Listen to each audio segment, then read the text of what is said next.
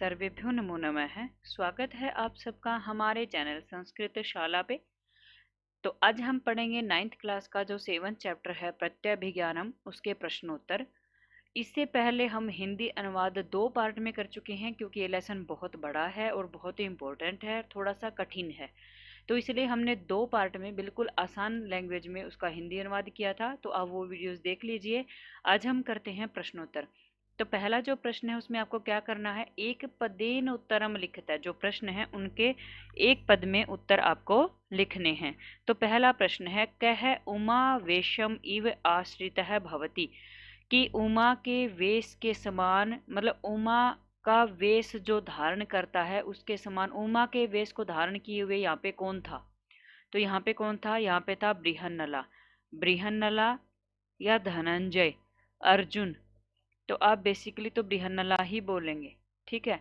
आप धनंजय भी लिखेंगे तो ठीक होगा। आगे है, कस्याः अभिभाषण कौतूहलम महत भवति, किसका अभिभाषण यानी कि बोलने की बहुत ज्यादा कौतूहल, मतलब इच्छा बहुत बड़ी थी। कौन जो है वो उत्सुकता से बोलना चाहता था इस पाठ में। तो कौन बोलना चाहता है, अर्जुन, यानी कि बृहन्नला बोलना चाहती है जब अभिमन्यु द्वार में प्रवेश करता है। बृहन्नला या धनंजय है, आप यहाँ पे लिख सकते हैं कि वो बोलना चाहता था। तो बृहन्नला यह कर दो षष्ठी विभक्ति कस्याः की जगह पे, या धनंजयस्य कर दो कि इसकी इच्छा थी, ठीक है। षष्ठी विभक्ति लगेगी। अस्माकम कुले किम अनुचितम, हमारे परिवार में क्या अनुचित है। तो ये बात जो है वो अभिमन्यु ने बोली थी कि हमारे परिवार में खुद की बड़ाई करना अनुचित है, गलत है। तो इसका उत्तर होगा आत्मस्त्वम, अपनी बड़ाई करना। अगला है, कह दर्प प्रशमनम कर्तुम इच्छति, कौन जो है वो घमंड शांत करना चाहता है।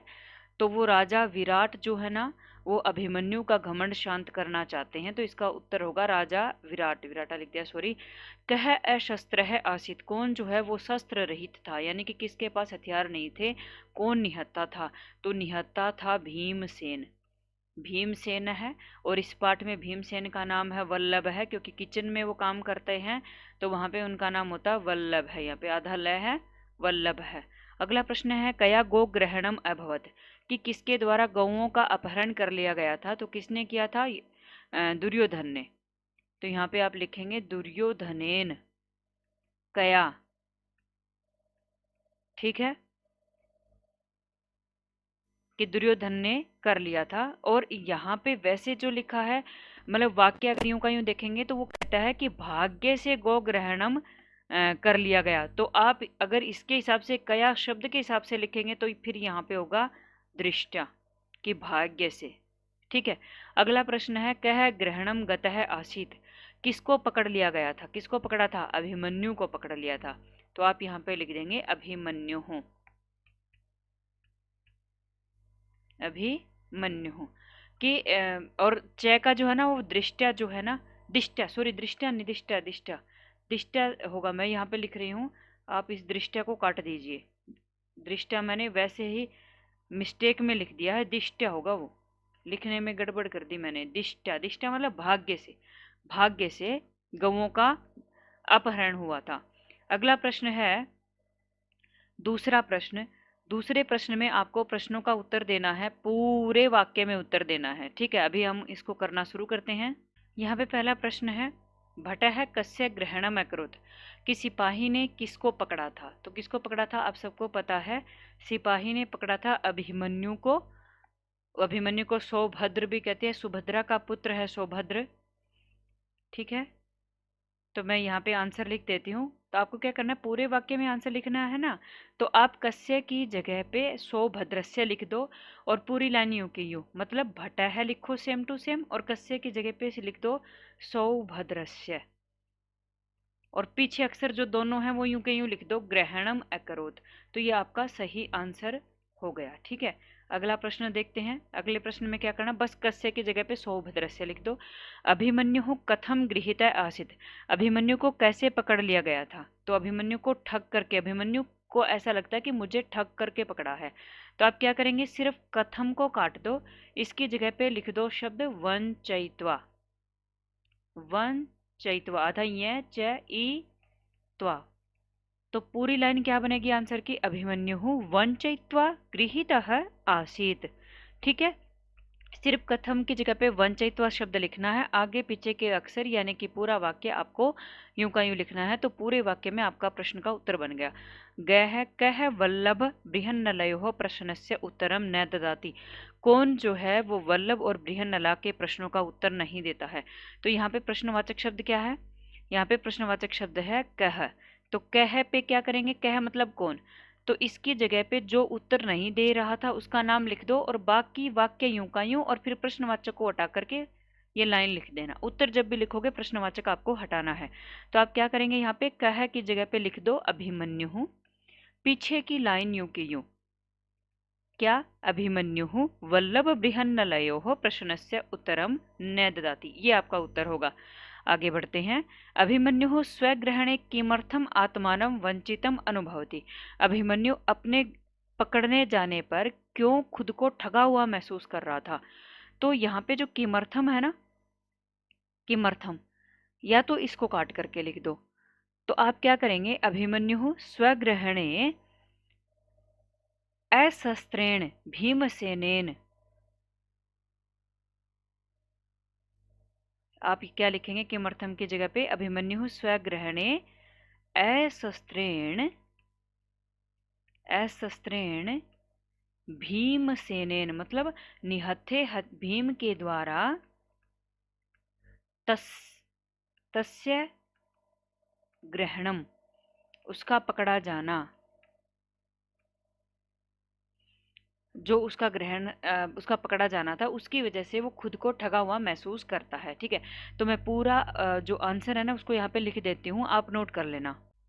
तो यहाँ पे उत्तर मैंने लिख दिया, आप इसको नोट कर लिए कि अभिमन्यु स्वग्रहणे वंचित है इव अनुभवती। अभिमन्यु अपने पकड़े जाने पर ठगा हुआ सा अनुभव करता है, यतः क्योंकि भीमसेन ने अशस्त्र है भूत्वा, निहत्थे होकर के तम गृहीतवान, उसको पकड़ा, कि भीमसेन ने निहत्थे होकर के उसको पकड़ा।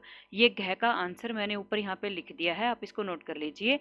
अभी हम करते हैं गह का आंसर। गह लास्ट वाला, कस्मात कारणात अभिमन्यु गो ग्रहणम सुखांतम मन्यते।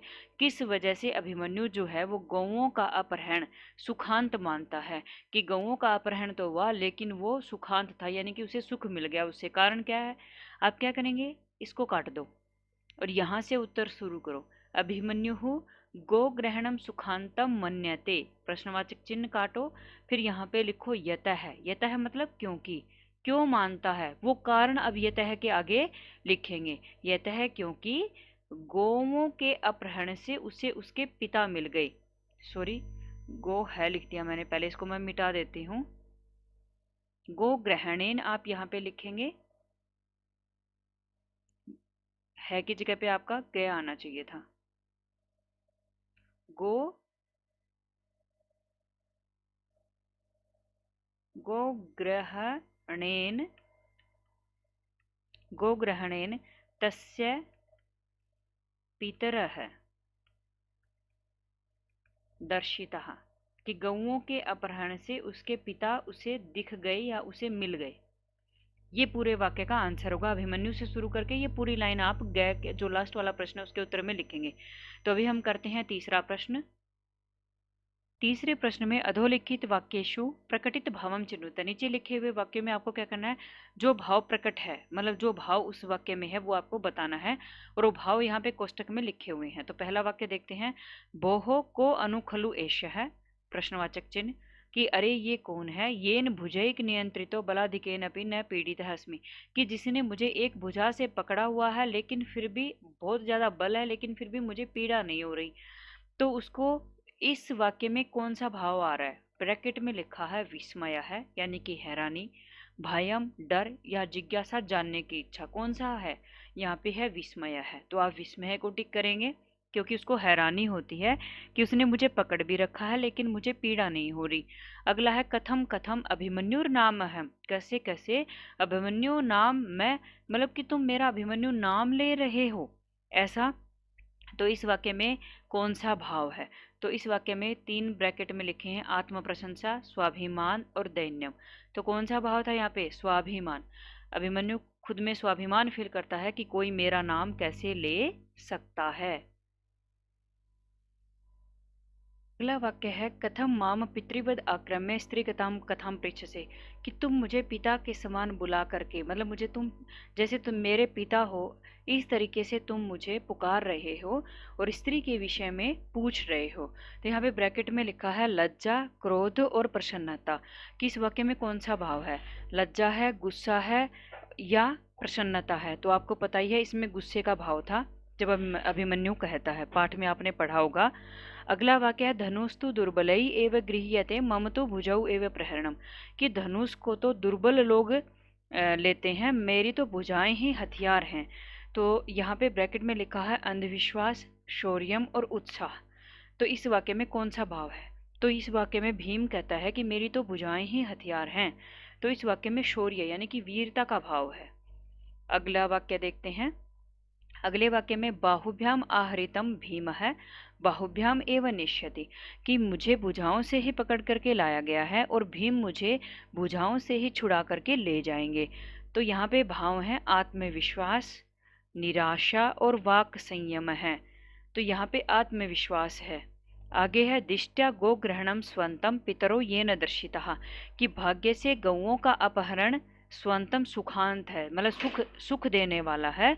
पितरो ये न दर्शिता, जिसकी वजह से मुझे पिताजी मिल गए। तो यहाँ पे भाव है क्षमा, हर्ष और धैर्य। तो किस चीज का भाव था इसमें, इसमें हर्ष है, खुशी का भाव है। तो इस प्रकार हमने आज की वीडियो में 7वीं कक्षा के 3 प्रश्न की 9वीं कक्षा के जो 7वां पाठ है उसके 3 प्रश्नोत्तर किए। आगे के प्रश्नोत्तर आगे की वीडियो में आएंगे। अगर ये वीडियो पसंद आए तो प्लीज़ चैनल को लाइक शेयर सब्सक्राइब जरूर कर देना। धन्यवाद।